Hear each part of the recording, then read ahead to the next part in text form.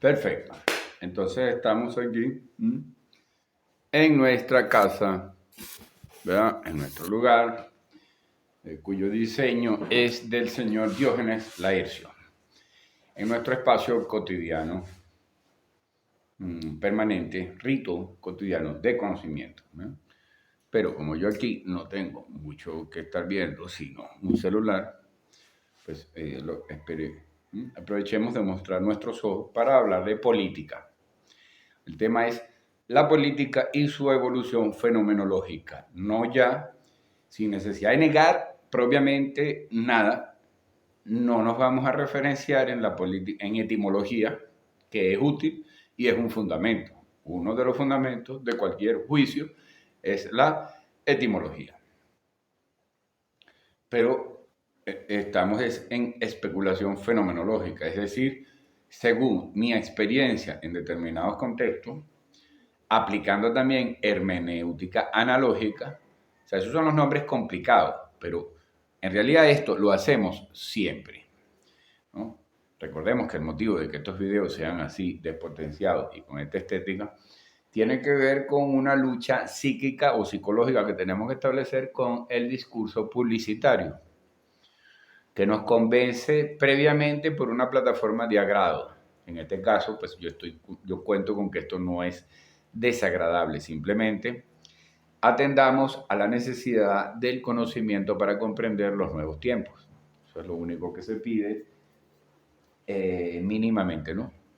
Para comprender estos nuevos tiempos que son líquidos, que son caóticos, donde hay un gran número de mamíferos pensantes en un planeta donde jamás hubo más de 500 millones de ninguna raza de mamíferos. Eso es todo, ¿no? La lógica, por ejemplo, la secta torpe de lógica procesal global está diseñada en realidad para mantener a la gente en la opresión, porque nada tiene que ser tan complicado como ellos lo plantean. Es un mundo de 8.000 millones de habitantes. Las reglas cambian. Así de sencillo. O sea, las reglas cambian como observamos en todo sistema, que en todo sistema las reglas cambian, ¿no? O sea, en todo sistema donde el número aumenta, las reglas cambian. Entran las reglas del caos. Así de simple, no hay por qué complicarse con toda esa paja porque ya conocí, gracias a un amigo, la lógica procesal global, que es una de las grandes que se ofrecen como si fueran fenomenología y no son fenomenología. No hay tratamiento metódico del fenómeno, sino que empiezan a establecer preceptos y tú debes seguirlos y resulta que quedas encadenado a una explicación muy cómoda, atractiva, pero fracasada. O sea, que te va a mantener en el estado en el que estás. No te permitirá producir cambios. Eso es todo. No es que yo quiero hablar más de la lógica procesal global, no. Es que la lógica procesal global no te va a permitir, o sea, te va a dificultar, no te va a facilitar hacer cambios. No es una metodología para lograr hacer cambios. No te enseña en los momentos intrínsecos difíciles como los que yo puedo estar viviendo aquí en Colombia, en un pueblo de Colombia normal. O sea, yo estoy sometiendo a prueba lo que yo creo, lo que yo practico cotidianamente desde Venezuela, desde antes de haberlo mencionado mismo en diferentes procesos, sobre todo estudiando. Ahora estamos en la praxis. Ahora estamos directamente en el campo. Y en ese campo tenemos que hablar de política. O sea, para entender este campo en el cual estoy, yo tengo que entender la evolución de la humanidad. Yo estoy en un pueblo donde hay un conflicto con una transnacional que quiere llevarse el oro por explotación a cielo abierto. Pero resulta que esa explotación a cielo abierto no, se quiere plantear desde el punto de vista de la izquierda, con videos que yo estoy grabando aquí, de lo que pudiéramos llamar izquierda como simplemente pues, una invasión o algo. Resulta que yo he estudiado el fenómeno como fenomenólogo, no ya como ninguna tendencia, y sé que dentro de ese movimiento de izquierda, supuestamente de izquierda, muy posmoderno, muy lleno de placer, demasiado sospechosamente lleno de placeres como para pensar que se someten a algún tipo de penuria o de privación propio del pensamiento de izquierda, que es básicamente cristiano, ¿no? O sea, pues, Carlos Marx es valorado más que todo por una estructura cristiana. Por supuesto que siempre estaremos alternando entre Carlos Marx, Aristóteles, Platón, Maquiavelo y Foucault como referentes de estudio de la política. Michel Foucault, el último. Por supuesto que habría muchos más después en la Escuela de Frankfurt y los vamos a estar tocando. La política. Nuestro tema sigue siendo en esta serie de videos la política, pero ahora el análisis va a partir del momento en el que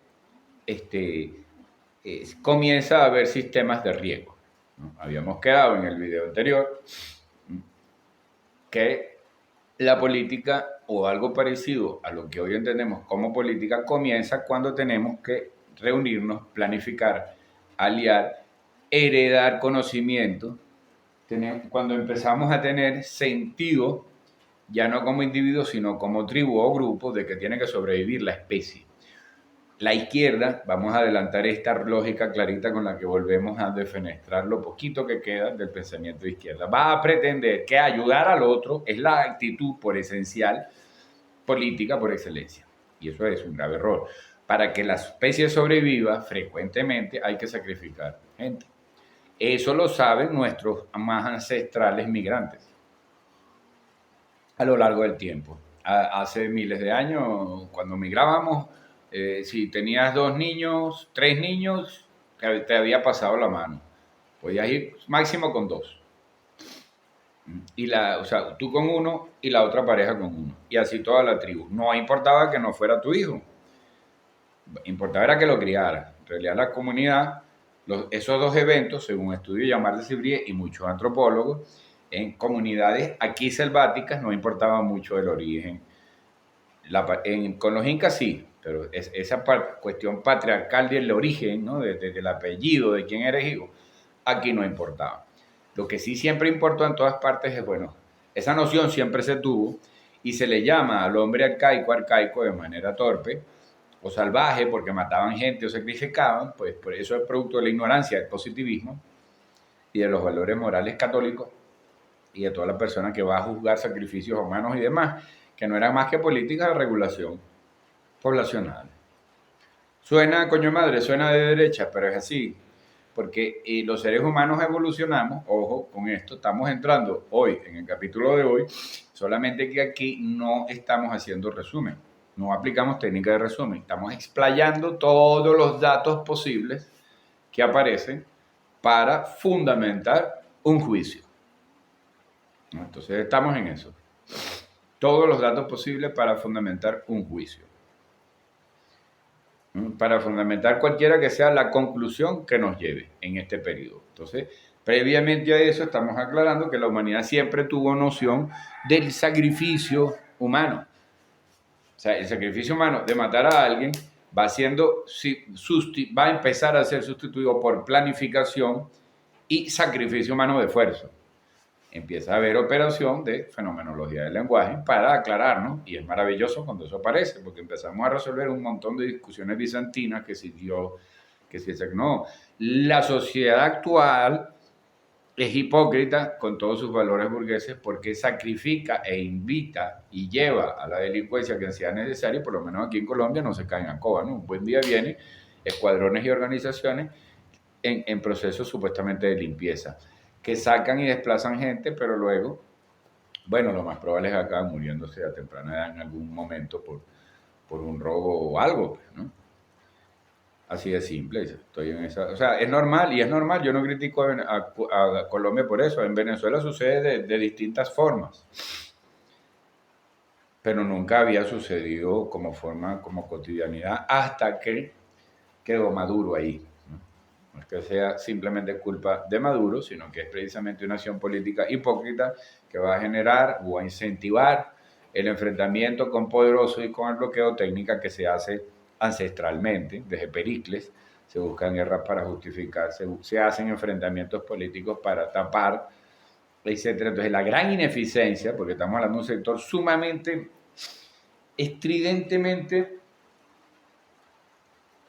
capaz solo de comunicar, o sea, gastan muchísimo en placeres, o Rodríguez, todo en Venezuela.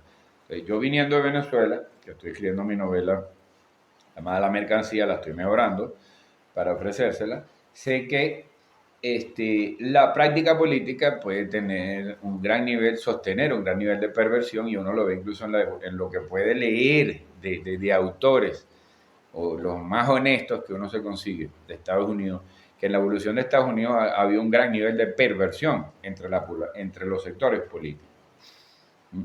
Bueno, todo este largo preámbulo va a sirve, ahorita mismo que llegamos a perversión del orden político, que puede estimular tantas y tan bajas cosas que se hacen para mantenerse en el poder. Una promesa de placer perverso y de comodidades y de capacidad incluso de reponerte, esos que llaman rehabilitaciones a la hora de consumos excesivos o de sexo, o de poder tener incluso el favor sexual, incluso el deseo, quién sabe si hasta la expresión de amor durante el sexo de parte de gente, bueno, por el hecho que has pagado y has resuelto cuestiones económicas de alguna mujer o algún hombre. Bueno, eso es lo primero que nos dice la fenomenología del poder. O sea, cuando nos ponemos en lugar de y practicamos eso es fenomenología. Por eso que la fenomenología se parece mucho, viene siendo un rescate del acto ancestral de sentirnos, de eso que hacía el chamán, sentirnos como el tigre, para descubrir las cualidades del acecho. Sentirnos, ser, identificarnos y probablemente ser, y quién sabe si hasta incorporarse dentro del águila para ver más alto.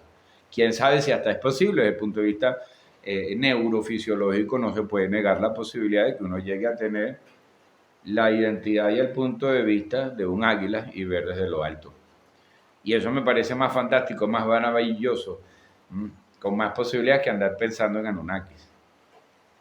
Yo creo que en realidad los seres humanos y las seres humanas tenemos, producto de la evolución, de todo lo que hemos sobrevivido, del hecho de que en lugar de hacernos más fuertes que un gorila, más rápidos que un guepardo, ¿verdad? Más que aprender a volar, desarrollar alas o cualquier cosa, en lugar de eso, porque por cierto es interesante esto de decir que ningún mamífero vuela, planea ardillitas y cosas.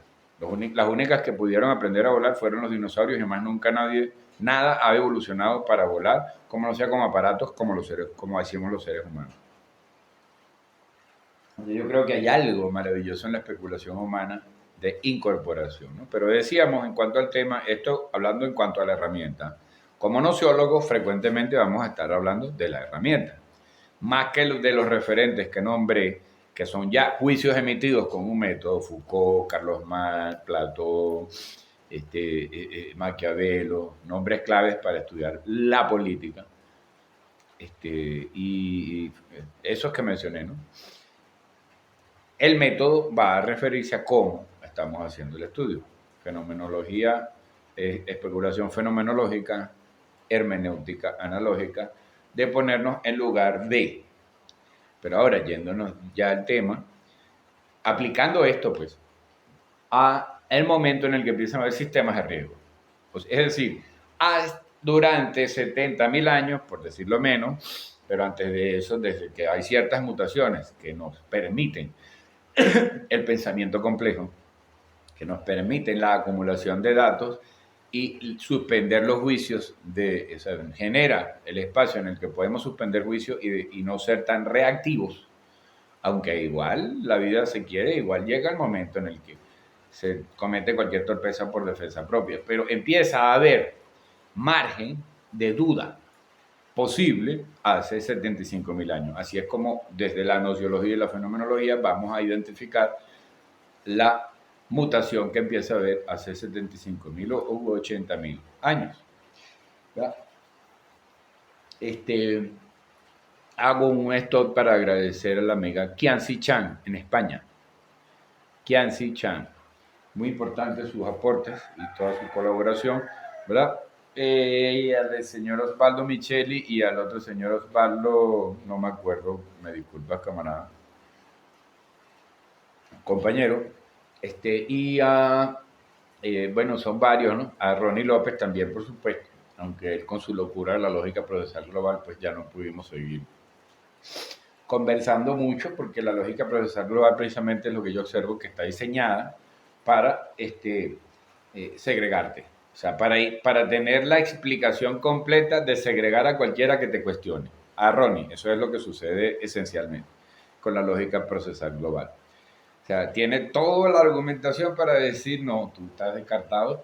Es decir, tú no me halagas, tú no me dices licenciado, sino que me estás cuestionando porque la lógica procesal global es una torpeza política de dominación.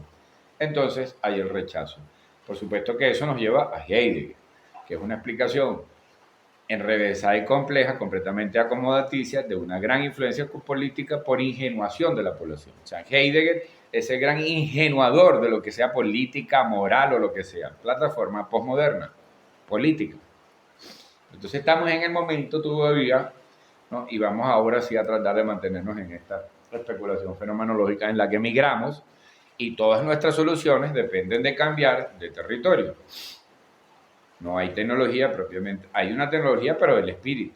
O sea, hay tecnología que permite que la persona se disponga a caminar grandes distancias, de que eso no sea una cuestión de pobrecito yo, vista desde el punto de vista positivista y desde nosotros. Resulta que esa era gente que vivía en relación orgiástica y feliz con la naturaleza. Y eso es lo que transmitían en las formas de religiosidad más arcanas que hemos podido estudiar. No es una forma lamentable que Dios nos castiga, él sufrió por nosotros y Él nos perdonó. No, era alegría, era el viento, era representación del viento, del sol, de las aves, del movimiento, todo eso era alegría. En gran medida cuando venían las tragedias, bueno, venían y ya y se asumían y ya, y si había que morir, se moría y ya. ¿No? O sea, esa mariquera ahorita de esta cultura absolutamente lastimera, absolutamente autocompasiva. Mira, aquí atrás tengo, o sea, todo esto que ustedes ven atrás es lo que yo tengo. No hay nada en las cuentas, no hay nada, y el celular que me está grabando. Y yo ni me considero pobre, ni me considero infeliz, ni que estoy en ningún drama. Bueno, porque mi hijo está sano, pues. Así de sencillo. Si mi hijo no estuviera sano, ahí sí es verdad que estuvieran viendo un ser sumamente disminuido. El paso de cuando migrábamos, ¿no?, constantemente para resolver las escaseces y ya, o sea, había que migrar, se mantenía un equilibrio, buena salud, nadie era gordo, imposible pensar que hubo nadie gordo hasta que hubo acumulación. O sea, la gordura jamás existió, no existieron caries, no había azúcar acumulada, no existían seguramente muchísimas enfermedades cardiovasculares, había etcétera. Había seguramente pues, un nivel de vida se puede calcular que son hasta 40, 45 años los estados de más vejez, de mayor longevidad en ese periodo desde hace 75.000 años aproximadamente, y antes, pues quizá menos, ¿no? Ya empezaban a haber expresiones artísticas, ¿no? Entonces, de notar, en ese periodo tenemos que primero hubo expresiones artísticas muchos milenios antes que descubrir sistemas de riego. O sea, la necesidad de la expresión artística para demostrar que éramos distintos a la obra divina o a la obra de la naturaleza fue fundamental en la gestación de lo que va a ser después la política. De hecho, los egipcios hacen lo que hacen gracias a sus dibujos. La gente iba a ver cine. Estamos hablando del origen, de que el cine o el efecto que tiene el cine cuando uno va a ver una película empezó en las cuevas hace 33.000 años. Empezó en cuevas y quién sabe cuánto tiempo tenía antes en cuevas que no conocemos y que quizás se borraron porque las técnicas no eran tan duraderas. Quién sabe cuánto tiempo tenía antes de esa cueva en Francia que está datada de hace 33.000 años. Entonces, mucho antes que política propiamente dicha restringía una ciudad, venía eso. ¿Qué empezó a pasar? La gente empezó a hacer seminómada y empezó a generar, como vimos en el video anterior, sentido de pertenencia a lugares, ya no a la tribu solamente, que iba viajando y a la que uno pertenecía como grupo, sino que se empezó a generar sentido de pertenencia e identidad en función de espacio. Empezaron a ser recurrentes los dioses, es decir, los héroes imaginarios empezaron a ser recurrentes entre generaciones y similares en generaciones que no fueran de la misma genética. O sea, empezó a haber cultura.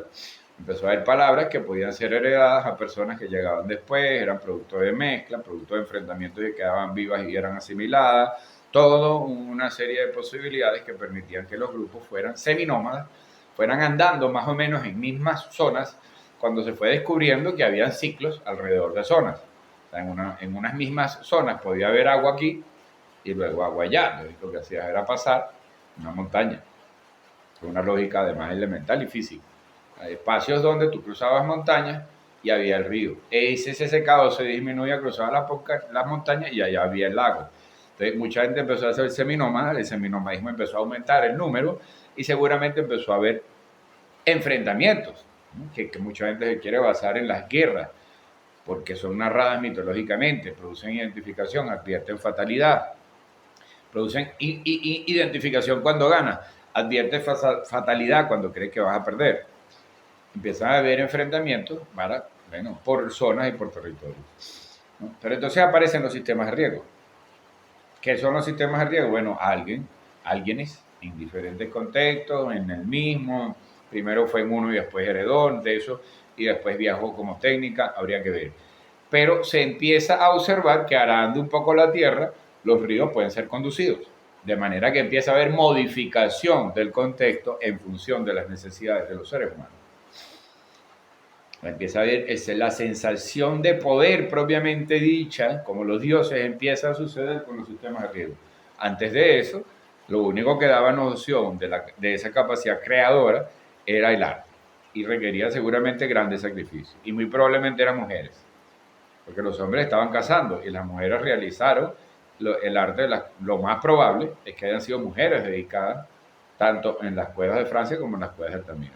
No hay manera de demostrarlo, pero sí hay manos que son comprobadamente de mujeres, muy frecuentes en esas pinturas. Ojo con ese dato también, muy interesante. Que hayan sido mujeres las que más desarrollaron la expresión artística en un principio. ¿Ves? Entonces, algunas personas se dan cuenta de que se puede modificar el territorio en función de las necesidades humanas del grupo. Entonces, traer en lugar de uno migrar.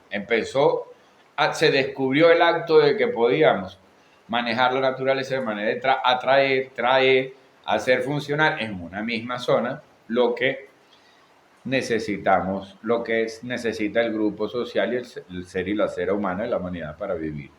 Listo, se rompe y empieza a haber el ser, se rompe pues la dinámica migrante y empieza a haber sedentarismo propiamente dicho, que va a conllevar además a agricultura durante todo el año, que ya no depende de lluvias, pueden haber sistemas de riego y luego, no mucho tiempo después, seguramente empiezan a aparecer los embalsamientos artificiales, ¿sí? ¿Ves? Embalses artificiales, acumulación de agua artificial. ¿Sí me explico? Entonces ya eso rompe toda dependencia de las estaciones humanas. Se puede comer todo el año, se puede sembrar todo el año distintos rubros, se puede dedicar mucho tiempo al cruce de frutos y hortalizas diversas, ¿no? Productos de la naturaleza, para mejorar su rendimiento, su sabor, sus cualidades al consumo humano. Todo eso empieza a ser posible rápidamente, de un solo golpe y fácil, relativamente fácil, pero o sea, es difícil toda la modificación inicial, ¿no? Un embalse, pues había que buscar los sitios, seguramente, acondicionar, tapar salidas de agua, pero luego la vida es sumamente sencilla. O sea, la gente deja de tener que caminar kilómetros o metros a traer agua para el funcionamiento cotidiano, para la manufactura, para que empiece a haber ropa, para que empiece a haber investigadores, mejoradores, artistas que van mejorando la ropa, que van mejorando la horma de zapatos, que van mejorando al funcionamiento cotidiano, lo van haciendo más económico, más rendible, todo, bueno, hasta que aparece el plástico, pero esos creo que son 2 o 3 capítulos que tenemos que ir para adelante. En principio tenemos unos 10.000 años hasta el siguiente periodo que nosotros consideramos fundamental, que es la aparición del cobre, o sea, la aparición de herramientas que podían ser heredadas. y seguir siendo usada. Eso generó las primeras clases más sólidas, ¿no? La aparición del cobre. Pero en principio, todo este periodo en el que empieza a ver, en el que ya hay embalses artificiales y conducción de ríos. En principio, con la conducción de ríos, hacer pasar un agua, bueno, no importa que ella después agarre otra vez su cauce, pero ya el hecho de traerla era bueno. Ahora bien, ese río se podía secar, de manera que empezó a ser, pues se podía secar, así que se seguía dependiendo de la naturaleza. Entonces se empezaron a hacer los embalses y ciudades cercanas a los embalses eh, artificiales. O sea, que se puede crear embalsamientos, o sea, ¿no? Conducir los ríos, ¿no? Ya se sabe, pues, de manera fehaciente, comprobada por la ciencia, que los egipcios se deben fundamentalmente al gran manejo que tuvieron del Nilo. Pudieron crearle vertientes, ¿no? Ramificaciones al mismo río Nilo allá en el Medio Oriente. Entonces, ¿qué pasa? O sea, ¿cuál es el dato fundamental desde el punto de vista psíquico, psicológico en ese proceso? Al empezar a haber acumulación, bueno, se puede empezar también a parir todo el año. O sea, empezamos a reproducirnos mucho más porque ya no somos regulados por ningún mecanismo natural, ni por ningún ritmo, ni por ninguna estaciones. Y no va a haber que migrar. De manera que uno puede tener una muchachera de carajitos, e incluso si no lo quiere asumir, bueno, vaya por allá a ver cómo hace. Pero para eso está la ciudad. Usted va, carga, sale genio, lo que sea. Y eso en un principio era muy bueno. Ahorita es que hay infancia abandonada. Antes lo de infancia abandonada era un concepto muy relativo. Podía irte mucho mejor abandonado incluso. Pero no habían tales controles como hoy, ¿no? O sea, es muy difícil ahorita decirle a un joven, bueno, ve cómo te ganas la vida sin altos niveles de información y de formación, de ejemplificación de actividades productivas y exitosas en uno u otro sentido.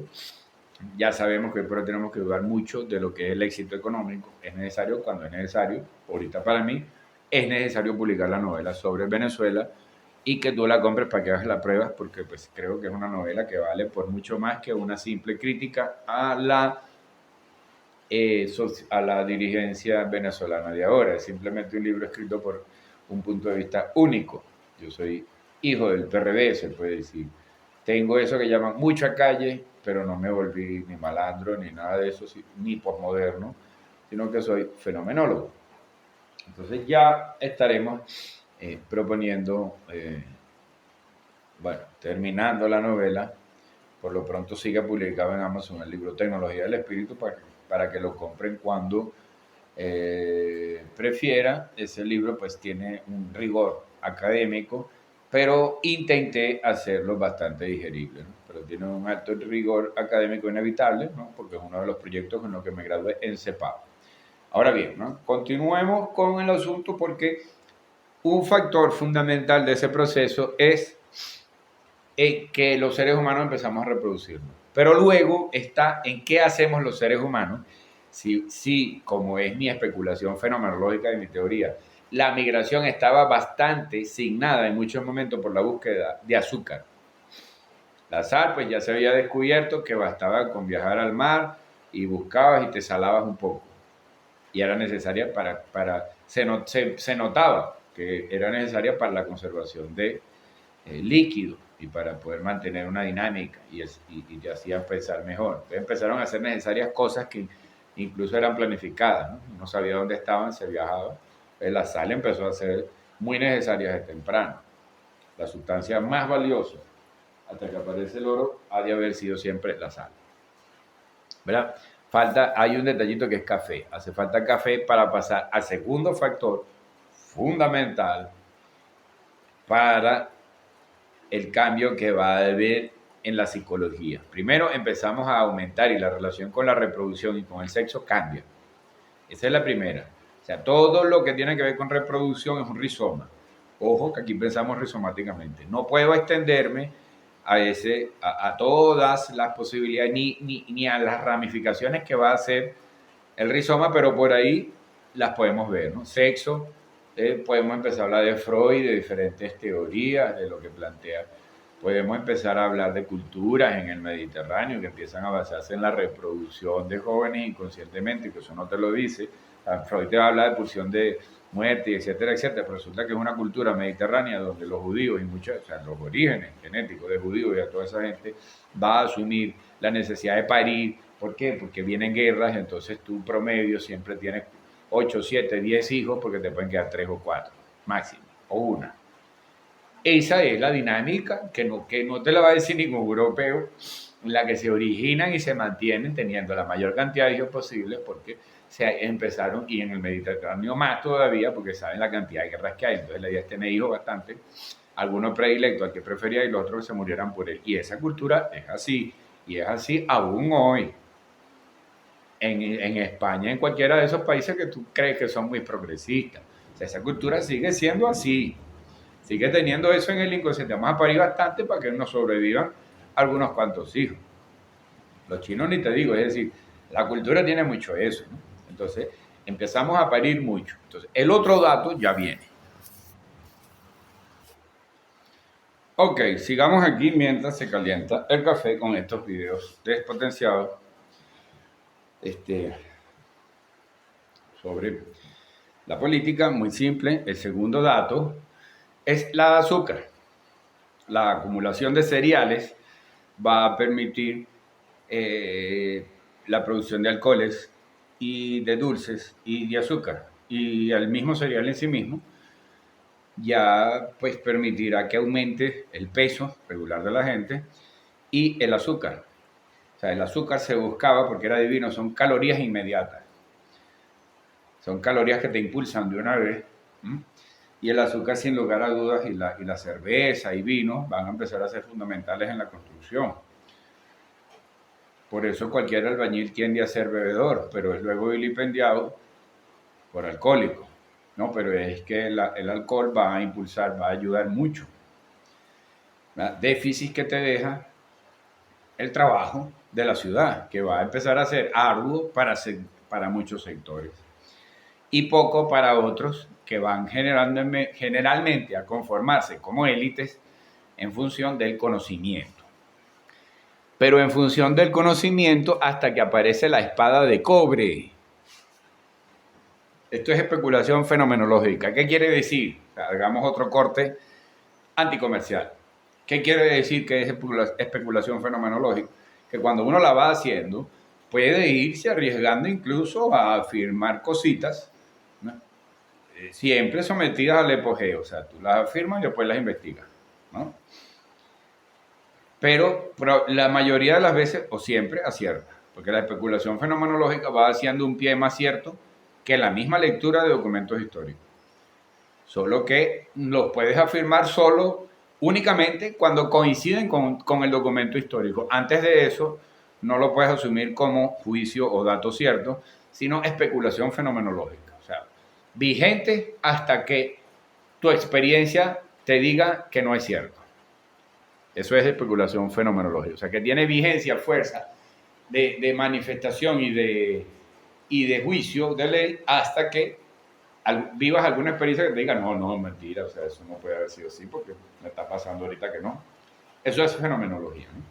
Entonces, en esa fenomenología entramos ya dentro de la política después de ese viaje, donde quedaron una serie de rizomas sueltos, pero tenemos fundamentos después del programa anterior y el inicio de este para entrarnos dentro del periodo que va a durar por lo menos 2 capítulos de este programa, de fenomenología política. Entonces, una vez que empieza la acumulación hasta el periodo de la gran acumulación de agua, en principio, y luego distribución de esa agua, para que luego haya la gran acumulación de cereal. Simplemente, de cereal.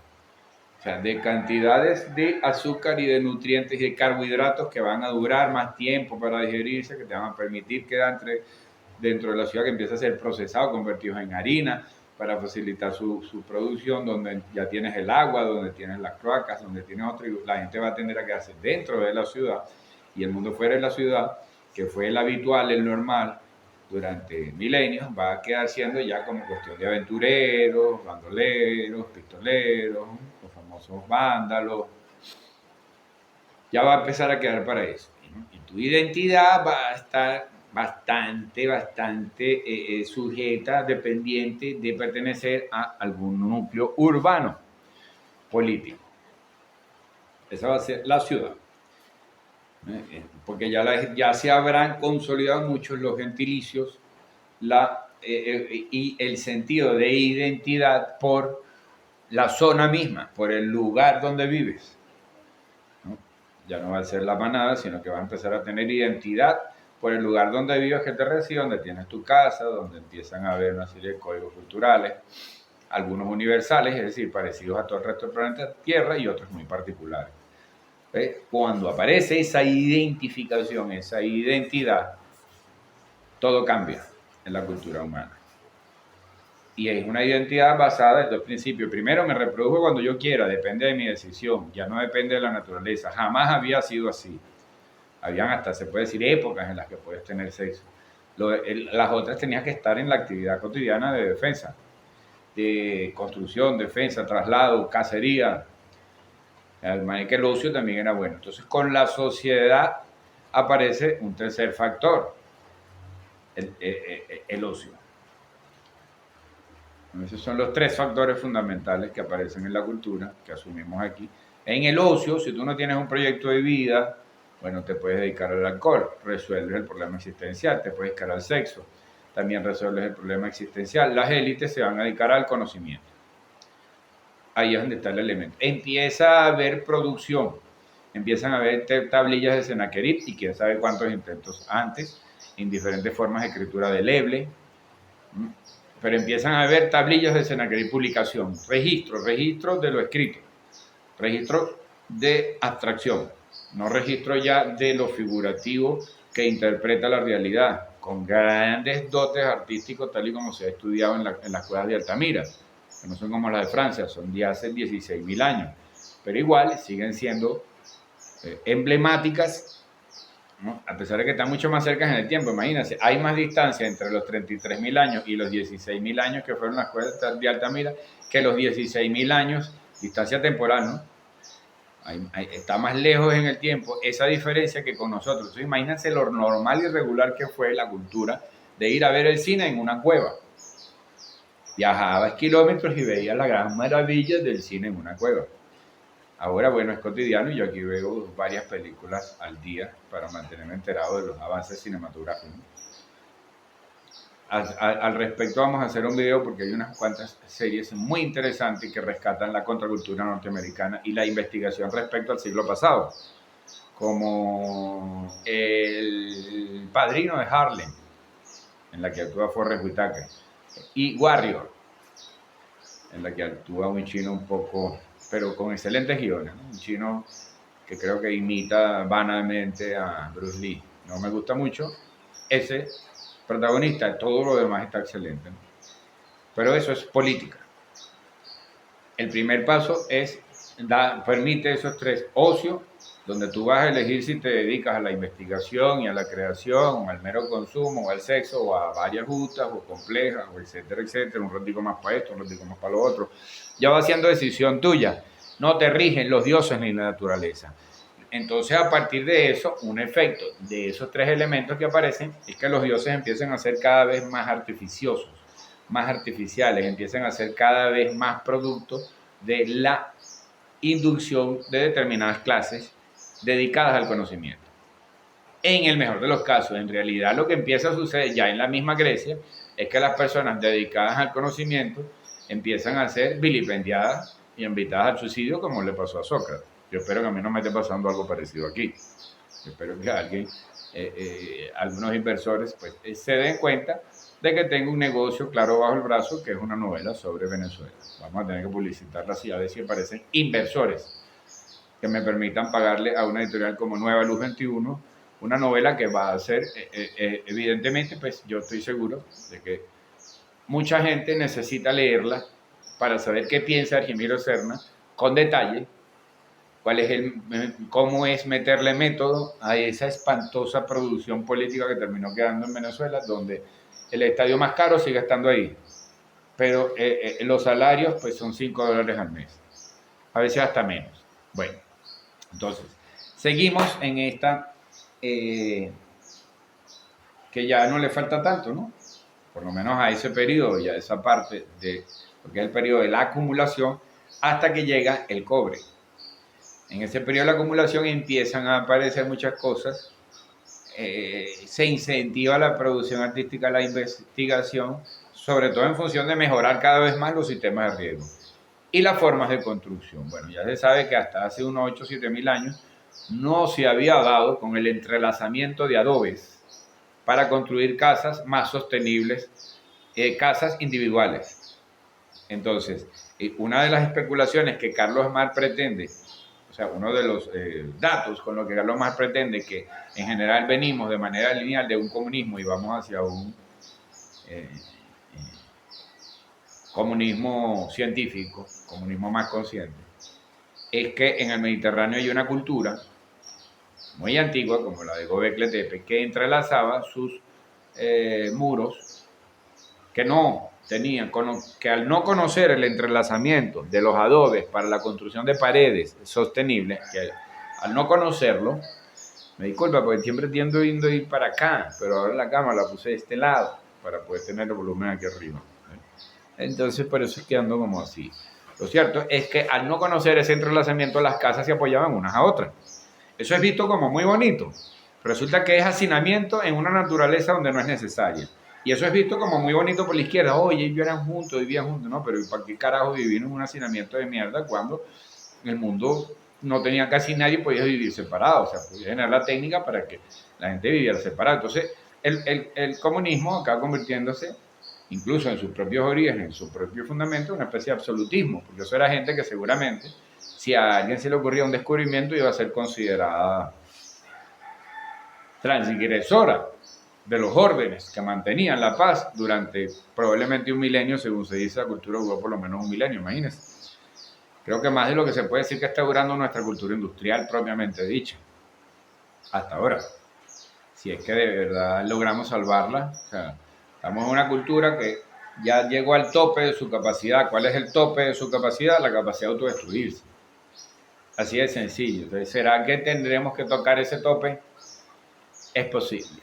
Aquí andamos en esa misma incertidumbre, ¿no? Yo aquí en Colombia. Ahora bien, ese proceso de acumulación va a desencadenar precisamente en la necesidad de investigación para el mejoramiento de materiales y tecnologías. Ya empezando el medioevo empieza a haber estudios para las armas de asedio, para irlas mejorando, cuando se van construyendo los castillos, como los pasos, y antes de eso, bueno, aparece el cobre. Se empieza a buscar algún material que fundiéndolo, así como la arcilla que ya se había descubierto, se empieza a buscar algún otro tipo de material en la naturaleza que al fundirlo durara más y fuera más duro. Y se da el gran paso que es descubrir el cobre. Cuando aparece el hierro es una revolución, porque derrumba, el hierro es mucho más abundante y derrumba las élites del cobre. Acaba con las élites del cobre. Y que por desentierro, sobre todo en zonas nórdicas, se sabe que por lo menos en los vikingos,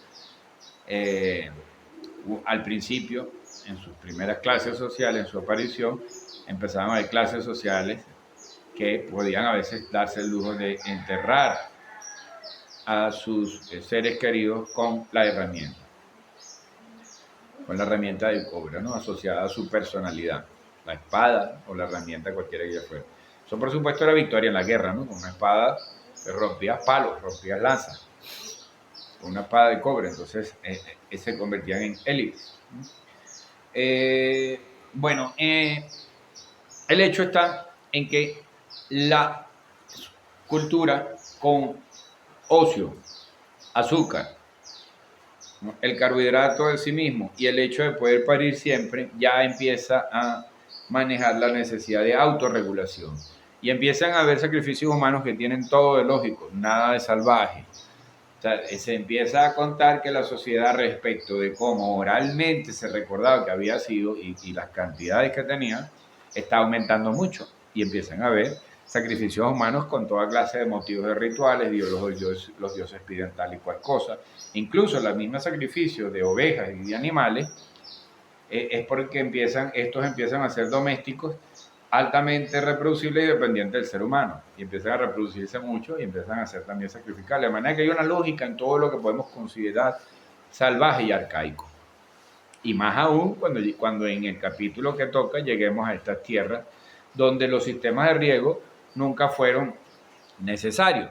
Y este capítulo lo vamos a dejar con una introducción al respecto. Vamos a terminar con una introducción al respecto, ¿no? O sea, el periodo de sistemas de riego, de cambio, descubrimiento de sistemas de riego en estas tierras entre Colombia y Venezuela, que son selvícolas, así las llaman, es la tierra donde había la actitud del hombre silvestre, o sea que yo no tengo que modificar la naturaleza, ni para aumentar, ni para aprender, ni para producir conocimiento. ¿Por qué? Porque hay ríos por todos lados. Aquí en Colombia y Venezuela no se necesitaron nunca sistemas de riego, ni arcaicamente ni ninguna mente. Nunca se necesitaron sistemas de riego, una cosa increíble. Pero es así. O sea, seguir siendo semi-migrante, inmigrante total, tenía todo el sentido del mundo, se generaba identidad en cuanto a Dios, se generaba todo, porque ¿para qué vas a producir? Oigan, incluso la llovedera ahorita, y así ha sido siempre. O sea, es una cosa increíble. Y los fértiles que son. Entonces, no va a ser necesario por ningún lado, ni de ninguna manera, va a empezar a dejar de ser necesario, o no va a aparecer nunca la necesidad ni el estímulo de querer hacer un embalse ni un sistema de riego en estas tierras. Sin embargo, se van desarrollando relaciones entre complejas, tan complejas que son muchos los espacios que habían en Colombia, las tribus, etnias, grupos sociales que habían en Colombia antes de llegar la colonia, la colonización de Cristóbal Colón, de ahí viene el nombre, antes de llegar la colonización precolonial o precolombino, ¿no? Allá habían, y tienden a parecerse mucho a lo que ahora está pasando en Colombia, que son grupos y sectores, cada uno en su sitio, como si fueran tribus. O sea, los paramilitares de aquí, la FARC allá, el ELN no sé qué, el otro para allá, el otro, y los mismos grupos políticos, y luego también los evangélicos y tal. O sea, una gran cantidad de grupos que se parece mucho a como era Colombia precolombina. ¿Ves? Fíjate tú donde uno entonces observa patrones que te liberan de una serie de influencias y de pesos académicos de conocimiento. Lo que hay que conocer o practicar es método fenomenológico y conviertes toda tu experiencia en conocimiento y una especie de filtro para que pase por ahí lo que te interesa. Porque tu experiencia ya te va a decir que es cierto y que no, si la has sistematizado. Si no, dudas de, si no, puedes llegar a no creerla y asumirla como el fundamento que debería ser. Entonces, los sistemas de riego van a determinar el cambio de la cultura en la cual, bueno, la asociación ya sucedió. A partir de ese momento, la autorregulación me puede llevar a ser más bien más individualista que colectivista. Mi propia autorregulación. Es decir, yo puedo empezar a ver que puedo tener más éxito para sobrevivir en la especie solo, dentro de la misma ciudad y dentro del mismo código que se ha creado en la ciudad, por supuesto. No es volver al seminomadismo, no. Manteniendo esos descubrimientos y esas nociones de la ciudad que nos asocia a la ciudad, a la cultura, que nos da identidad, que nos da nombre como especie, ¿no? Pero quizá agarro y viajo a otra ciudad, bueno, lo que hizo Cristo, y voy a tener más conocimiento y cuando venga, bueno, vengo hablando de amor, producto del conocimiento. O sea, Dios es el conocimiento. Dios es una asociación de sol con el conocimiento, no hay de otra. Si usted no conoce, usted no está adorando a Dios. Entonces, muchas gracias por ahora. No, bueno, y vamos a cerrar como muy abruptamente. No. Vamos entonces con calmita, repetir, gracias a la señora Kianci Chan en España por el aporte de ese logo que estamos compartiendo, o sea, de nuestra imagen del pensador constante. Gracias al señor Ronnie López otra vez, a pesar de que su lógica procesal global le impide practicar la fenomenología. Gracias a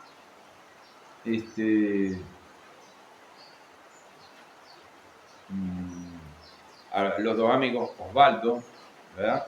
Y gracias a la señora Yasmín también por su apoyo y su comprensión en muchos sentidos, ¿verdad? Y bueno, no, a mi tío José Manuel Serna, a muchas personas a las cuales se debe que este programa se mantenga, ¿no? A unas cuantas más que eso. La evolución de la política es compleja. Ahí vamos a ir paso a paso. Ahorita estamos dando el paso hasta que aparece el cobre, ¿no? El cobre empieza a aparecer, el cobre y oro se hace 6.000, 7.000 años, está acorde y relacionado, como es evidente, con su descubrimiento y el desarrollo de manejo de metales va más o menos paralelo a los egipcios y sumerios, pero sobre todo a los egipcios, ¿no?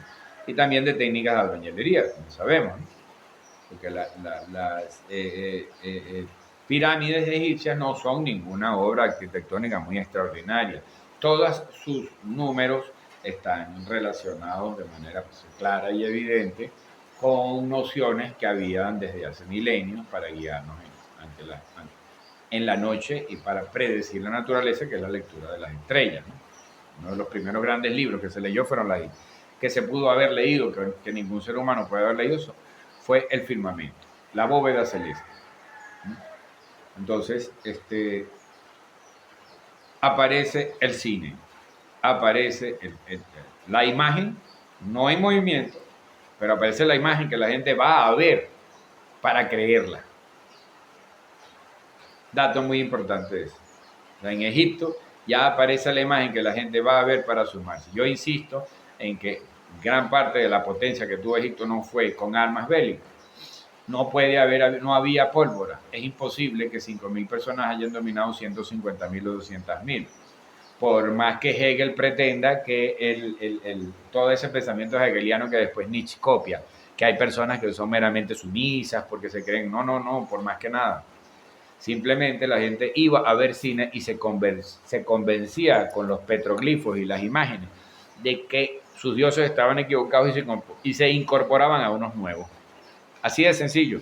Así ganaron los egipcios, así se mantuvieron los egipcios siempre trabajando y mantuvieron a supuestamente pueblo judío y a muchos otros pueblos y que esclavizados. Bueno, ya se ha descubierto que no, que fueron por su propia voluntad porque tenían mejor vida ahí que en sus propias culturas y adquirieron esos dioses. ¿Sí me explico? Entonces, la primera pequeña burguesía de izquierda, creo que son los judíos en general, todos ellos, que empezaron a quejarse de los egipcios porque en realidad querían mucho más, pero no estaban siendo maltratados. ¿Qué les parece eso a todos los amigos judíos? A la primera gran izquierda fueron ustedes, liberales y todo, y de derecha y todo. La primera gran izquierda fueron ustedes, es decir, que en realidad estaban bastante bien tratados, pero se quejaban igual y querían mucho más. Es una interpretación que está surgiendo ahorita, pero lo importante viene siendo que la gente se desplazaba para ver imágenes representadas y se sumaba a un proyecto con toda la desventaja posible por ver imagen. Lo que se le ofrecía era imagen, se le ofrecían petroglifos, ¿no? Así era como quería terminar este trabajo. Y en este caso, en el caso de las culturas de aquí, habría que revisar cuáles eran las principales fuentes de imagen. Pero la importancia de la imagen, el desarrollo de la psique, el azúcar, el ocio y los sistemas de riego. O sea, los sistemas de riego van a permitir que aumente el azúcar, que aumente el ocio y que tengamos más sexo, de manera que no es natural del ser humano. Todo eso que dice Freud en realidad no viene siendo natural del ser humano. Todo lo que dice Freud en cuanto al sexo o al deseo o ese tipo de cosas. En realidad es insuflado y aumentado y auspiciado y financiado y necesitado por todos los sectores de poder y de élites que van a ofrecer soluciones a la población